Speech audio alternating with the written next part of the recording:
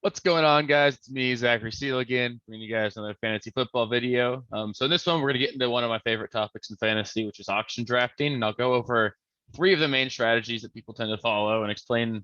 I'll give you an example of a roster I constructed using each one of them, so you guys can sort of look at them and see how the roster turns out when you take these strategies. And then I'll sort of at the end, I'll go over which one of these three I tend to like to follow and sort of why, and give you a little bit more insight into that. So with that, let's get started. So right here, the first strategy people often use is the aggressive strategy. The most common scenario here is you do draft the top two running backs off the board. So as you can see here, I did take Christian McCaffrey and Dalvin Cook, but obviously that took up about 70% of my auction budget right away, because those are going to be pretty much the first two guys that come up. So then at that point, you're pretty much left to bargain hunt the rest of the draft. So then basically you just want to, it's going to be boring for the next couple of rounds after that. I say rounds, but there's not necessarily rounds in auction. But my point there is that you're going to have to wait then for a while to get anyone else. And I maybe even overspent here getting Cooper Kupp at that 18 value. Just for clarification, all of these auction value prices are based off of the ESPN standard rosters and PPR scoring in a 12-team league. So that's what you'll see there. These values will be a little bit different depending on your league format and all that, but it's generally a pretty good indicator. So basically, as you can see there, you get those two running backs, then you're pretty thin at receiver. I only got Kupp and Boyd and then Davis. And then as you can see here, I then only left $3 per player on my bench. The reason I select three, a lot of times people suggest using $1 because you can get some decent players for $1. And I do agree with that. But the problem is any guy that you put up for $1 that you actually want, if that's all you've budgeted, someone bids two and you're done. So I like to leave $3 for myself. Obviously, I'm a little loose on that as I go throughout drafts. So if I see a guy that I really want on my bench that's going to cost $4, I'll go ahead and do it because honestly, $2 is generally enough. But I want to have enough that if I nominate a player that I want, I can still bid up on the next guy that bids on him. But yeah, this is pretty much how you construct a roster with the aggressive strategy.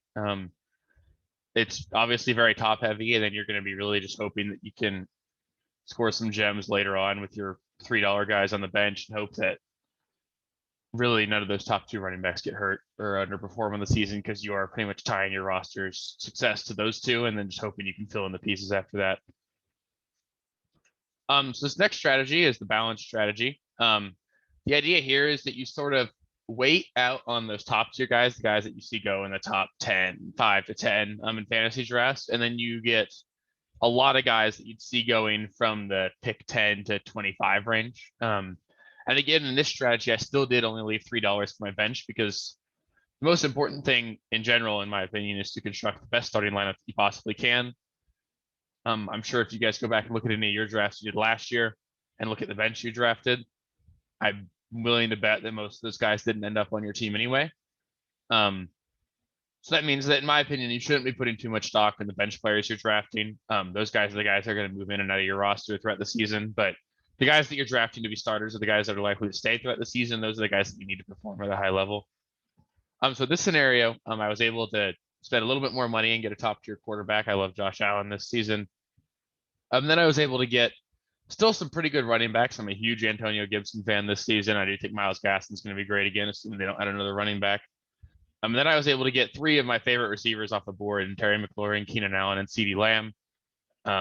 I think all three of those guys have top 10 upside this season. If not, I mean, Terry McLaurin and Keenan Allen, I expect to be top 10. I really do think CeeDee Lamb could be the number one receiver in Dallas this season. And assuming that offense can perform in any way close to the way they were performing start the season last year with Dak, I do expect that to be a really high octane offense. I think CeeDee Lamb's going to really benefit from that this season.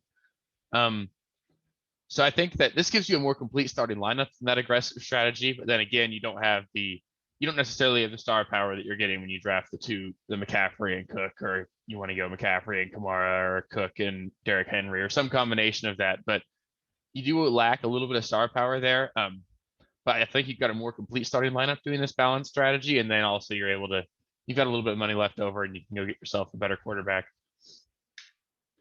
And then the last strategy I'll talk about here is the passive strategy. The goal here is pretty much to wait through like what would normally be considered as like the first two rounds of a snake draft here, and then just start loading up on guys. So you'll be getting a lot of guys that would generally go in rounds 3 to 7. And that'll pretty much be your entire team. You'll actually fill out your whole bench with guys. That's why I demonstrated here how I would manage a bench here. So as you can see, I was able to get Patrick Mahomes. I could have done Josh Allen or whatever. But when you do this, I think it's really important that then you do get some of the tier one guys at the quarterback and tight end position, because you're not getting that at the running back or receiver position. So that's why I got Mahomes and Waller. But then you got to still go after and make sure you get two tier 2 to 3 running backs. That's why I got Carson and Myles Gaskin. Then I went and got CeeDee Lamb and Cooper Kupp to be my starting 2 receivers. Now, I talked about Cooper Kupp a little bit already this season. I think he's going to have a really good year. And you already know I love CeeDee Lamb. Then I was able to get Kareem Hunt, Tyler Lockett, Odell Beckham Jr. to give myself a little bit that upside at the receiver position. Then Mike Davis, Tyler Boyd, Chase Edmonds, Raheem Mostert, and David Johnson. I think a lot of you guys will look at this roster and think that, I mean, obviously you have the most quality players on this passive draft strategy, but at the same time, I think you could make a really sound argument that this is the worst starting lineup of the 3. So I think you generally only want to go for this passive draft strategy if, one, you're pretty good at navigating the trade market and are someone that often has a lot of roster turnover throughout the season. Because if you take this strategy, sooner or later you're going to have to make some trades because you're not going to need all of those guys on your bench. So the idea, like for example, right here, I've got Odell, who's obviously not played, and say he's got a couple really good weeks, and somebody loses a receiver. Then you can go and trade Odell and like Gaskin and get yourself a better running back per se. That's sort of the idea here is not only does taking this strategy give yourself the depth to withstand injuries, but it also gives you the opportunity to capitalize on injuries across the league for other teams, because you can actively monitor their roster and there's a good chance that you're going to be able to fit their needs and send them a player in return for something that can help you. So all in all, in general, my preferred strategy is this balanced strategy.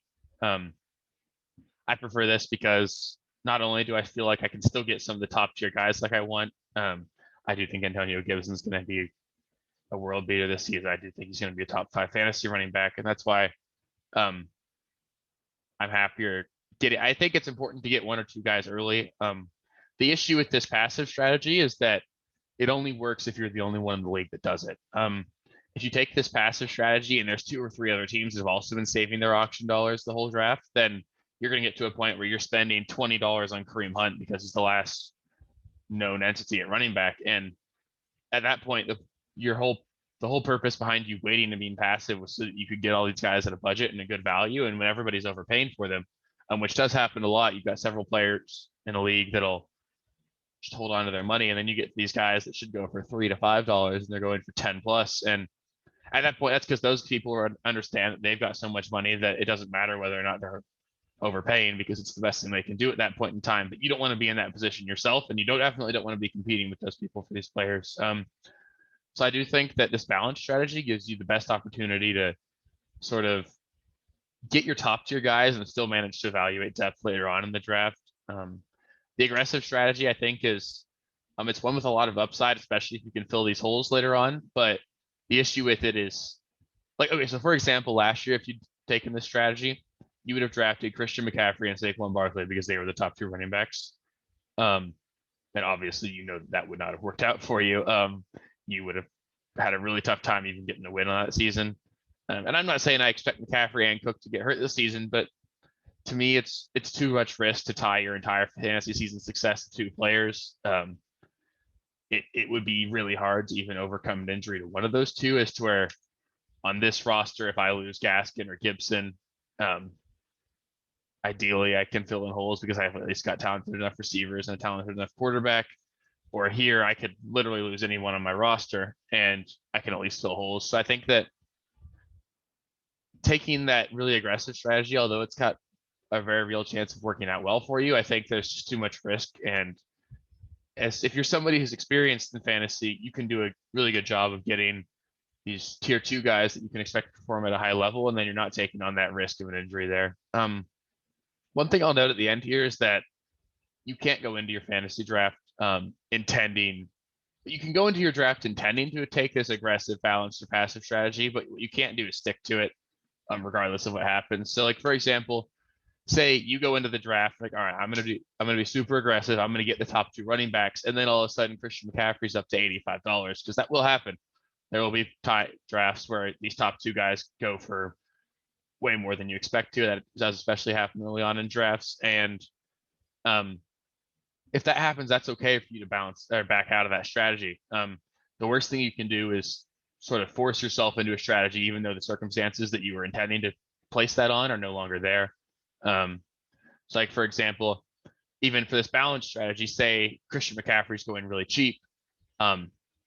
You can't tell yourself, no, I'm not taking him because I'm waiting. The same thing with this passive strategy. If there's a guy that you like higher up and they're going cheaper than you want, don't think that you shouldn't take them just because you intend to take a passive strategy. Obviously, in all things, it's important to be fluid and make sure that the decisions you're making are in the context of your own draft. Obviously, we can do all this research and we can look and make sure that